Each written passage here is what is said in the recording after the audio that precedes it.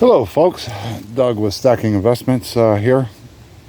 One of the viewers, Distant Aggressor, asked a question in one of the comments. I'm over here at Dad's loading up the small trailer we have, loading some ammo cans up, loading some mop handles up. Got them all stacked alongside the shed there with the lids on. They'll be okay there.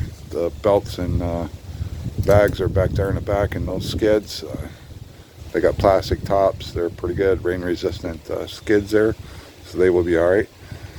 Under this tarp here and that tarp there are bundles of the mop handles. They're bundled in 6s, they're bundled in 8s, 10s, 12s, still wrapped up, so we stack those there. And then inside the big trailer here, we got about 70 of these. I'm going to try to load up about 100 to take with us in the morning.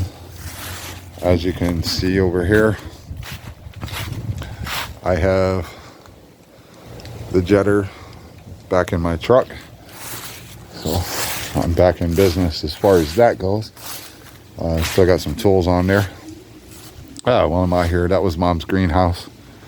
Dad built that for her. She loved petunias and stuff, and she used to plant all kinds of stuff in there and grow it out, the petunias. She'd take them to church and give them to the ladies at the church. And she had a little garden back there. She loved to tinker with it. We're gonna have to, some of it's coming apart, so I'm gonna have to come out here one day and probably take it down. Dad wants to go ahead and take it down. It was getting about that. They had this for like 13, it's been here 13, 14 years now. So it's been up for a while. But I'll have to tear that down. But anyways, getting back to Distant Aggressor's comment, he was wondering, he didn't know there was a demand for mop handles. And this is part of my investment for quick flips. Sometimes when you do these quick flips and other merchandise outside of silver, gold, and all that, which sometimes you can quick flip. I know a lot of people run the auctions and they're selling coins and they're selling silver and stuff. I just can't participate in that because I see how the prices get run up, and the auctions are just not for me. I'm not knocking it. Everybody has a way to do their own little thing. Me, I choose not to run little auctions, and that way I buy this kind of stuff. I have a much higher profit margin in dealing with this stuff. And Distant Aggressor, while we were out, we picked up this load. I actually got 2 skids more than I was supposed to on what I originally bought, so I got extra tendies, as they call it. But on our little 4-day excursion, I sold 200 of these in the 4 different areas we set up. Now, when you think about it, mop handles, it's just who's interested in mop handles? Well, when you think about it, every business that has a bathroom available, generally, not all, but generally, they have a mop somewhere. Your McDonald's, all your fast food places, like your Dollar Gens, your Walmarts, things like that. So maybe not Walmart, but your smaller business owners, they go to these markets. They're not too proud to go to the flea markets, and they buy this stuff. Then you also have to factor in that there's a lot of commercial cleaning people that's their business. There's also businesses that sell stuff to those cleaning businesses. So they have a supply house for cleaning people. They need their different supplies. This is one of them. My dad did a Google search on the number on the handle, and the cheapest he could find using Google search was $808, and that's if you went and picked it up. That's not including shipping. Shipping would kill you mailing this through. If you just bought one, hell, the shipping probably be 3 times as much as what you paid for the handle. So, but local pickup, cheapest price he could find was $808. They go up from there to government pays $12, sometimes $13.68 a piece for these things. But the concept behind it is you have to think outside the box. And I sold a lot to people They didn't run business. They bought it for their home use. But there's a secondary thing, which a lot of people don't think about, is people need these handles for other tools they have. And if they can get the handles cheap enough, because you can't always run down to the local, like Lowe's, Home Depot, and buy a handle to fit in your rake, or, a small tool that you wouldn't want to put this on a shovel. But if you had a rake or something else along the lines of a rake that doesn't get a lot of stress, you just drill out the 2 rivets on the end, pull that head off, and you've got a handle that can be converted and fit into something else. So that's another aspect of why people will buy these, along with homeowners, business owners, things like that. Now I have currently, we did an actual count when we unloaded the big trailer, and I have currently over 600 of these. Along my travels, and this is mostly due to I was only at that market for one day, and then we went to another market, and then we went to another market after that, and so on on our way home. At 2 of the markets, I had 4 different people who were interested in buying me out at a wholesale price. And it wasn't the price that caused them not to buy out the lot. It was just the individuals they just couldn't come up with the cash to buy the whole lot. And there was one market where there was 4 people thinking about going in, pooling their money all together, buying me out, and then splitting it up amongst them. But they didn't have the money that day. And obviously on a weekend, that was a Sunday. And on a Sunday, sometimes you just can't get a hold of that much cash when you're not expecting to run across something like this. So I did have buyout offers and deals set in place, and it was all pending on them coming up with the cash. The last place we set up, a guy came in, he buys for other people. That's his business. He drives around to the flea markets and different sale places, and he looks for stuff. He has buyers in mind. And that Monday, he knew somebody working for the school system for that county. And unfortunately, the guy he was talking to was agreeing to the price. It was a good deal. They wanted to buy the whole lot, but he had to get approval before he could dish out the cash to buy the whole lot. He had to get approval from the school district, and they didn't get that done, and they couldn't get a hold of anybody by the time we left town and came back home. So that's a part of where it was just a communication thing. They couldn't get a hold of the person they needed to. Had they got a hold of that person, they would have bought the whole lot. Now the guy did buy a few of them, because he knew he would be able to resell those off. So there's you have to think outside of the box. Something seems odd, like these mop handles. You think, who's going to buy mop handles? Well, in 4 days, we sold 200 of them. My profit margin on these, if I sell these at my regular price, and say they buy 1, and that's to the general public, my profit margin is 194%. I'm 6% away from tripling my investment. So whatever I paid for 1, when I sell it as 1, I triple my money. Just shy of tripling my money. When I do my wholesale price, and I give them, I let them get a quantity. I have a wholesale price for if they want to buy 100 of them.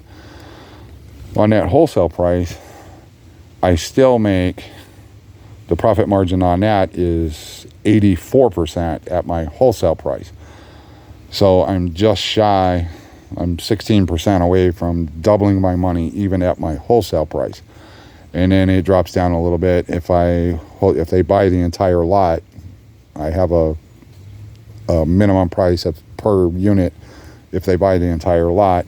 And at that, I'm still going to make 63% profit on my money. 63% gain on any investment you make, that outperforms the stock market. Unfortunately, this is not something I can resupply on when I sell out. I can't just go resupply and start over again. So this is like a one-time deal. So in doing what I'm doing with this investment strategy to increase my money faster than being in the stock market, and full disclosure on the stock market, back in 2019, I put a set amount of money in that. I bought and I sold stocks. I sold when they were on their highs. I bought back in if they fell back. I had 3 stocks I was following. They were doing $4 and $5 swings at a time. So when they went up, I would sell. Sometimes I'd catch close to the high. Sometimes it would go on up a little further. It was just a matter of time. I waited till it fell back into my comfort zone of rebuying back in. I'd buy back in. Sometimes I'd buy too early and I wouldn't catch the bottom. Sometimes I just squeaked in, got back in when it was on its way up. As of, I guess, mid-2020, coming into third quarter of 2020, I was about 15% away from being able to, I would have doubled my money. And my goal was, once I hit the double, I was going to pull my original investment out. And then that account would be solely funded on what I call house money. That's what I call, if I got profits and I pull my original investment out and I'm running with nothing but profits, I call that playing with house money. That's a situation where if I lose it, no big deal, because it was profits to begin with, and it was none of my actual, because I pulled my money out and now I'm using my original investment to fund another project.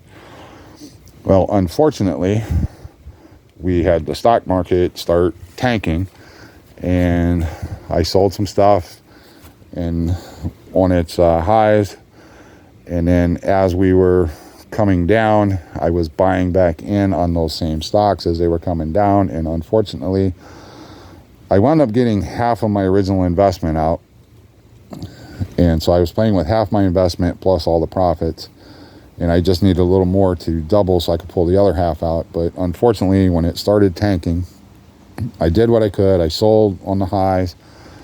I tried not to sell anything where I would lose money, and then on the way down, if I had cash sitting in the sideline, I would buy back in on that downward pullbacks and on the downward slope.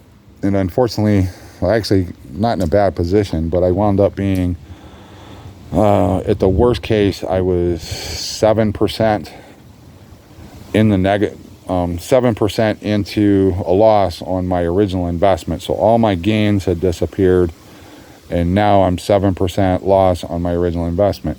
Well, as of today, filming this video, I checked, and I'm actually up 11%. So I'm 11% in the green on as far as my investment, and then the profits, I'm 11% up. Well, when you think about that, I started that towards the end of 2019, and here we are, getting ready to come into 2023, and I'm only up 10%. That's not year over year. That's the whole time span. I'm only sitting at 10% up. I got a deal right here where at the worst case, I'm at the worst case 54%, something like that. Best case, I'm doing 184% profit. This for me is beating the stock market. So I can flip this, get my money back, invest my money into something else while I'm still dealing with getting rid of these on the short flip. Same thing here. I haven't calculated out my profit thing here because I was trying to answer Dissident Aggressor's question about, whether, was there really a big market for mop handles? Sounds stupid, but yes, there is a market for these, and I will buy, if the price is right, I will buy these. I will buy as many of these as I can get my hands on. So anyways, just a video to let you know where I'm at. We're headed to the market here in Columbia, South Carolina tomorrow morning. Going to try to see how much of this I sell. I'm going to take the mop handles. I'll probably get a couple bites about taking the whole lot. So hopefully, fingers crossed, this weekend, one of the other vendors out there or somebody who runs a business will see the deal that this is, and I will sell out the whole lot and won't have to mess with it no more, and I can take that money and flip it into something else. So I will keep you updated on the situation. Let's go back here. I'll show you the ammo cans. I got a whole bunch of these. Took them off, put the lids on. There's the small ones, the little stacks of the big ones, or the medium size, and then I got the big ones here. I haven't finished putting the lids on these yet. I didn't have too many of those, so that's my next little project. We got done with this one after we started, and it was about an hour putting the lids all on the cans. I do have some damaged ones here. I got one lid that's messed up, needs repair. I got 2 good lids. I got a couple cans that need pins for the lid hinges to fit on. And then I just have some like this, which somehow it just got totally destroyed. So trying to figure out what we're gonna do with those. Got a couple of them. A couple of them just got bent and everything, but I'll need those pins right there to fix. I'll go through and fix. I think I can fix about 4 of these. Well, I'll get them ready, but I'll only be able to have 2 complete ones with the lids. But I'll be able to straighten some up. So when I get other lots, if I wind up extra lids or dented cans but good lids, I'll try to salvage some of this. And then some people will buy them. Some people will buy them dented up. Some people will buy them without. If they're in shape and everything without a lid, they'll still buy them. But it's a reduced price. But just something to work on. But there you have it, folks. Hopefully that answers Dissident Aggressor's question. And I got to finish loading this up before it rains. It's supposed to be nice tomorrow. We're getting the remnants of the storm passing through Florida. So it's supposed to be nice tomorrow and Sunday. So we're just going to go down, me and Dad, have some fun, and hopefully sell some stuff and make some money. So anyways, I will see you on another video. You all have a great day.